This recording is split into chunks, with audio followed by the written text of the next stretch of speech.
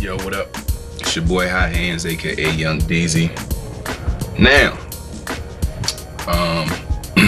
this video will be about chopping within Fruity Loops 9. Aside from me posting all of the free beat downloads are looking good, but as I was saying, aside from me posting those, I have been getting everybody's comments. I have been getting everybody's inbox messages on YouTube, so I thank y'all for that, and I thank y'all for the downloads. Once again, the downloads are looking good. If you want to, feel free to YouTube whatever you downloaded of mine and post a video response to that specific free beat. Like, I don't want you to record on 4 and post it on 7. You know what I'm saying? If you downloaded 4, post it on 4 video response, and I'll be sure to approve them. Like, there won't be nobody getting turned down. This video is about chopping. So with that being said, we know YouTube is limited. We're gonna go ahead and get started. What I did was I pulled up a dummy beat. Well, I pulled up a beat I already did and I chopped with. But what I'm gonna do is play y'all the whole sample. Excuse me. Play y'all the whole sample so y'all can hear it. So this is the, actually, let me turn everything up.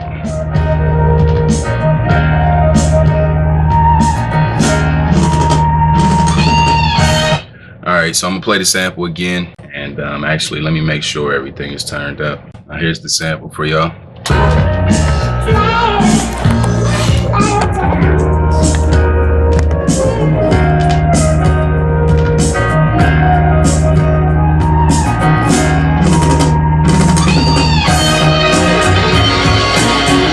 So that was the sample.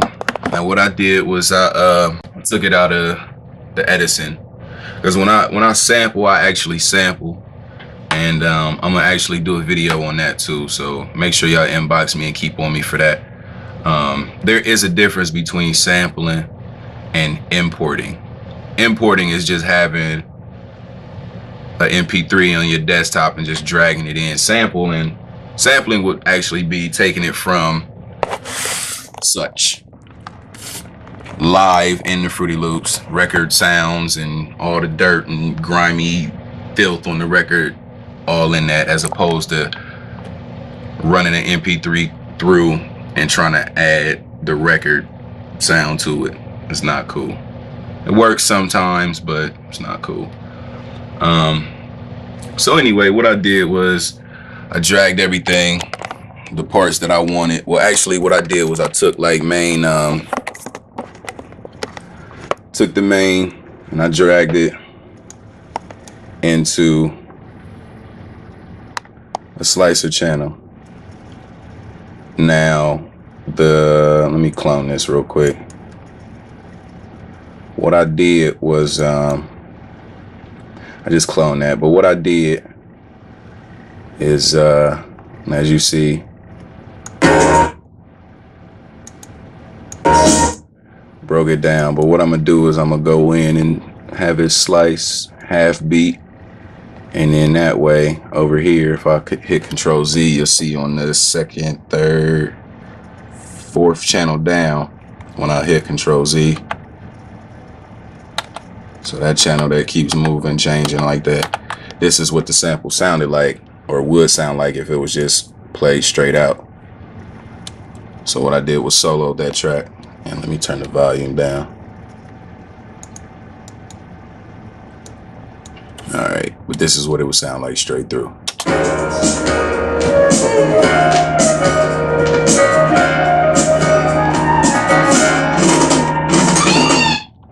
right, now I don't know if y'all could hear those jumps in it, but that's because I have the tempo at 85, but I have, so y'all can see that.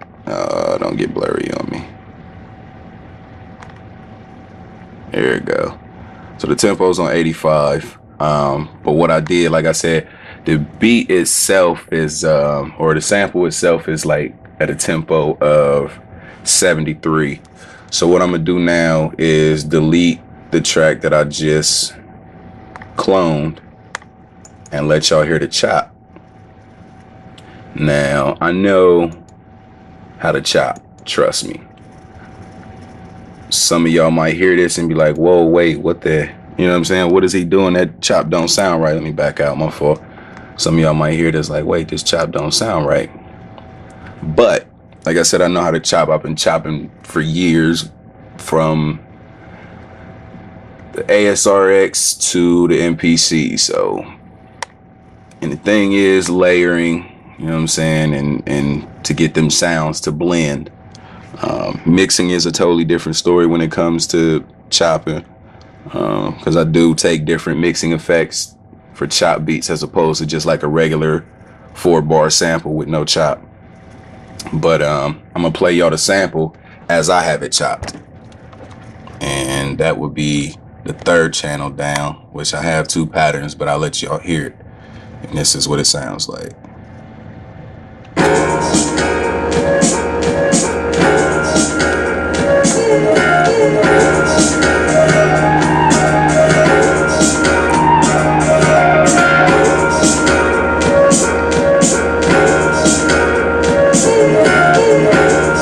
Now, while y'all listening to that, you can't nod your head to that. You know what I'm saying? So what I'm gonna do is I'm gonna play it again and see if y'all can catch the beat, and then I'll play it with the beat, and then you'll see what I mean by no matter what you do with a chop, it can always be covered up. You know what I'm saying? So I'm gonna play it once again, just by itself.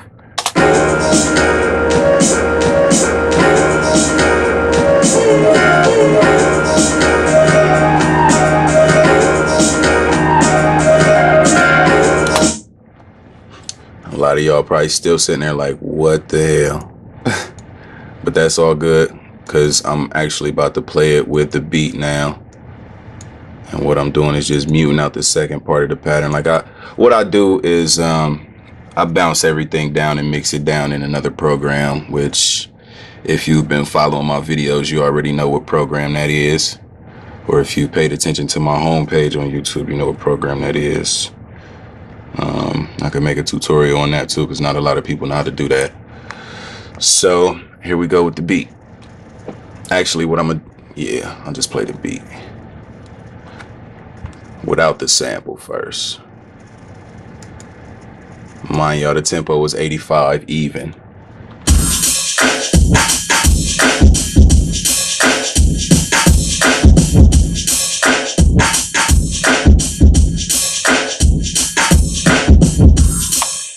All right, that's the beat. It was funny because when I was making the beat, me and my dude from Cincinnati was sitting in the studio, and my dude from New York was sitting in the studio, and we kind of like thought of this at the same time. The way the beat swings on this, just without the sample, it kind of reminded us of some old DC shit. You know what I'm saying? Like some niggas in DC would just like over some crazy shit, like some beat your feet shit type shit. So, but here's the beat again, and I'm gonna throw the sample in with it.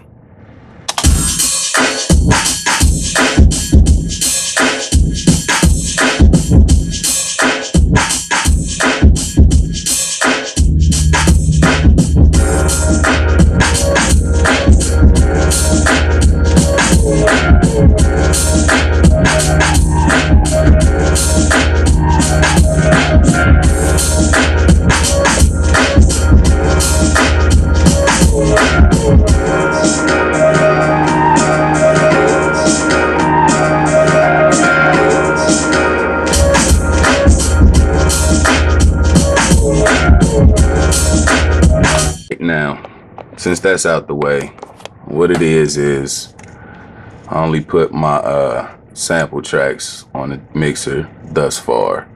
So I'm gonna pull up my Edison again, which is where I have the sample. Now to start chopping,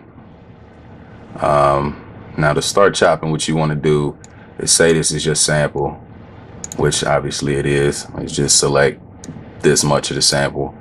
What you do is you come up to channels. I just keep my sample in Edison. I don't put it on a channel, in a sampler channel or nothing like that. I keep it on Edison, and I bring in the slicer. So as you see at the very bottom, Fruity Slicer. So with that coming up, let me zoom out. with that coming up, what I do is I just drag the little part of the sample that I want. I don't know if y'all can see that little flag looking thing under my mouse. That's actually the sample piece. I drag it and I drop it. Now, being as though I didn't cut this sample to an actual tempo, the Fruity Slicer already chopped it up. But even though it's not on a tempo, I can still slice it and still get little bits and pieces out of it.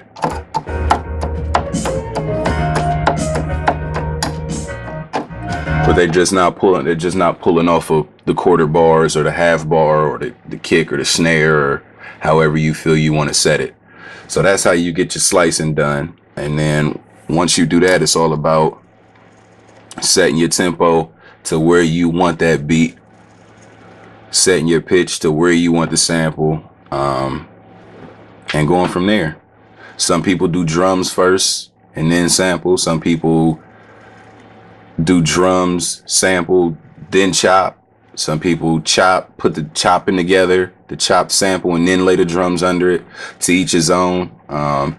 If there's nothing else I want y'all to take from my videos, is I always do things my way. Like I said, I've never read an FL book.